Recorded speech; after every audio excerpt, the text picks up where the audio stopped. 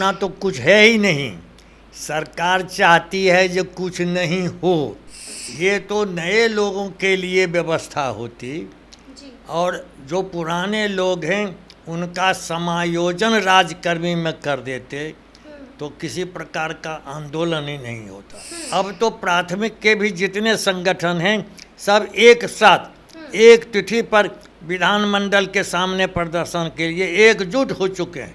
सरकार ही विद्यालय में तालाबंदी की योजना बना रही है, इसलिए सरकार ही जवाबदेह है आगे जो आंदोलन होगा। नमस्कार, हमारा नाम है समरीन और आपने देखना शुरू कर दिया है लाइव सिटीज। देखिए, बिहार में शिक्षक बहाली की प्रक्रिया शुरू हो गई है, लेकिन इसी बीच माध्यमिक शिक्षक संघ ने बड़ा ऐलान कर दिया है, साफ कहा है कि नियोजित शिक्षक फॉर्म नहीं भरेंगे। देखिए, जाहिर सी बात है, फॉर्म नहीं भरेंगे तो परीक्षा नहीं देंगे। तो ऐसे में अब सवाल उठता है कि अब आगे क्या होगा। तो इसी के लिए सीधी बातचीत करने के लिए आज हमारे साथ मौजूद हैं माध्यमिक शिक्षक संघ के महासचिव शत्रुघ्न प्रसाद जी। सबसे पहले तो बहुत शुक्रिया शत्रुघ्न जी बातचीत करने आपका भी बहुत धन्यवाद जी। अच्छा शत्रुघ्न जी, ये बताइए कि अब फॉर्म नहीं भरेंगे, परीक्षा नहीं देंगे तो फिर क्या होगा? होना तो कुछ है ही नहीं। सरकार चाहती है जो कुछ नहीं हो। सरकार हमसे जो फॉर्म भरवाना चाहती है उसका क्या उद्देश्य है कि इनकी नई नियुक्ति करें, इतने दिनों का जो इनका अनुभव है उसको समाप्त कर दें और 2 साल प्रोबेशन में रखें। ये तो नए लोगों के लिए व्यवस्था होती जी। और जो पुराने लोग हैं उनका समायोजन राजकर्मी में कर देते तो किसी प्रकार का आंदोलन ही नहीं होता। 4-4.25 लाख पुराने शिक्षक हैं 2006 से या 2006 के पहले से। तो इन शिक्षकों का जो 16 साल 17 साल इनकी वरीयता का कोई भी उल्लेख पूरी नियमावली में नहीं है।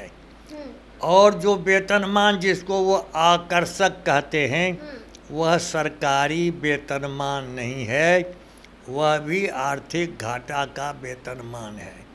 न तो वेतनमान ठीक है, न सेवा शर्त ठीक है, न वरीयता का कोई ख्याल किया गया।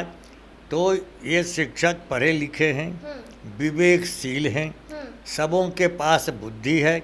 सरकार ठग रही है, छल कर रही है।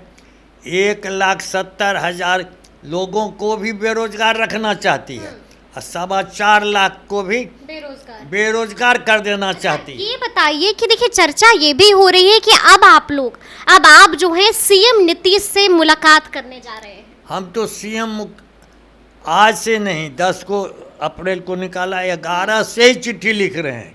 तो कोई जवाब मिला? कोई जवाब नहीं। बिहार माध्यमिक शिक्षक संघ का प्रतिनिधिमंडल, अब तो प्राथमिक के भी जितने संगठन हैं सब एक साथ एक तिथि पर विधानमंडल के सामने प्रदर्शन के लिए एकजुट हो चुके हैं।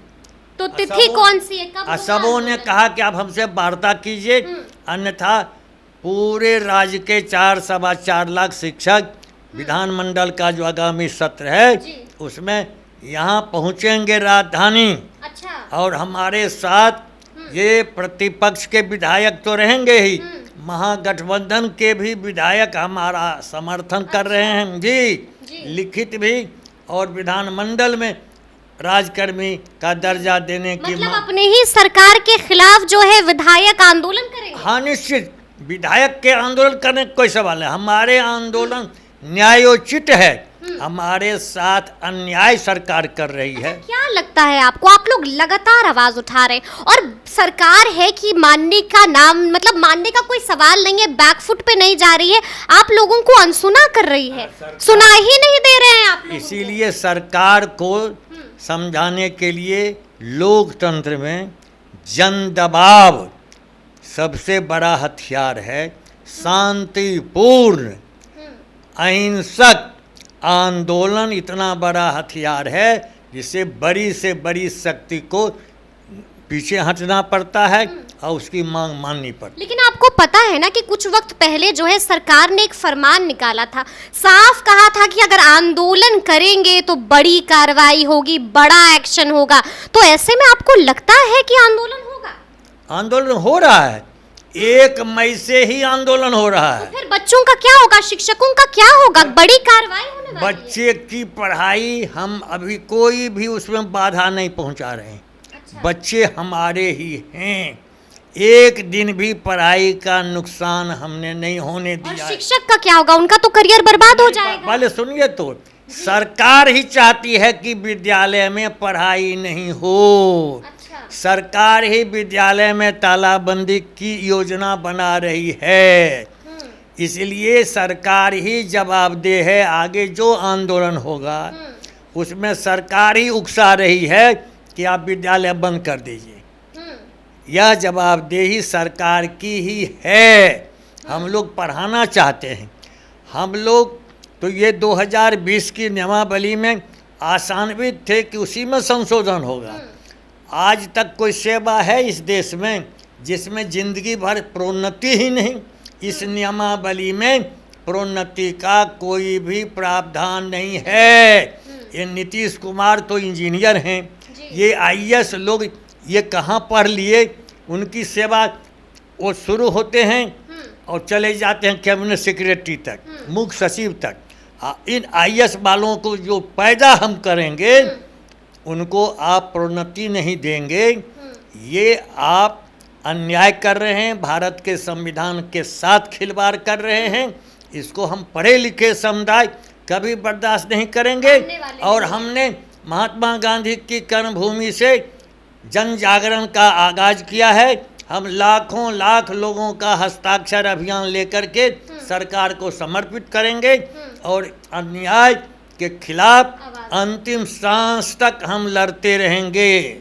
तो देखा आपने कि शत्रुघ्न प्रसाद जी ने साफ कहा है कि वो मानने वाले नहीं है। साफ कह दिया है कि बड़ा आंदोलन होगा। जब तक सरकार हमारी मांगे नहीं सुनेगी हम भी पीछे हटने वाले नहीं हैं। तो अब देखना होगा कि आगे क्या कुछ होता है। लेकिन इस तरह के तमाम अपडेट्स के लिए ऐसे ही हमारे साथ बने रहिएगा और देखते रहिएगा लाइव सिटीज। बहुत शुक्रिया। होना तो कुछ है ही नहीं। सरकार चाहती है जो कुछ नहीं हो।